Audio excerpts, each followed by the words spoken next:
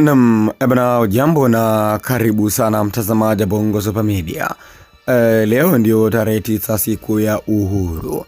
Kama ambavyo kalenda inaeleza, hii ni siku ya uhuru ya Watanzania. Sasa serikali ya Jamhuri ya Muungano wa Tanzania yenyewe ilihairisha siku ya uhuru, na fedha zinaenda kujenga miradi mbalimbali ambayo iliharibiwa na waandamanaji ambao waliandamana tarehe 29.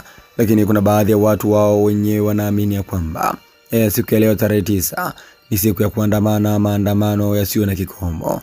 Lakini serikali imetangaza ya kwamba maandamano hayo ni haramu, hayatakiwi.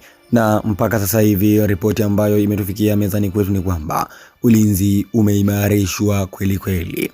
Katika kila mkoa, jeshi la polisi limesimama kidete kwa ajili ya kuhakikisha usalama unakuwepo, na hakuna makundi yoyote ya watu ambao wataingia barabarani kwa ajili ya kufanya maandamano hayo ambayo wao wanayaita maandamano hayana kibali. Hivyo jeshi la polisi litadhibiti. Ulinzi ni mkali kweli kweli. Taarifa zimetufikia kwamba katika jiji la Dar es Salaam, jiji la Mwanza, Arusha, lakini pia Mbeya, askari umetapakaa na wanalinda kweli kweli kuhakikisha kila kitu kinakuwa sawa, yasitokee kama yale mambo ambayo yalitokea tarehe 29 katika siku ya uchaguzi.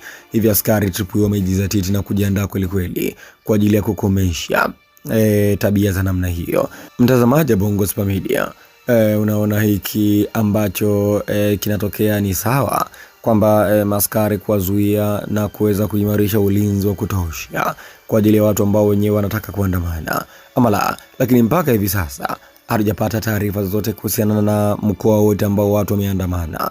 Bado kuko kimya kabisa. Kwa maana jeshi la ulinzi na usalama wako vizuri mpaka dakika hii.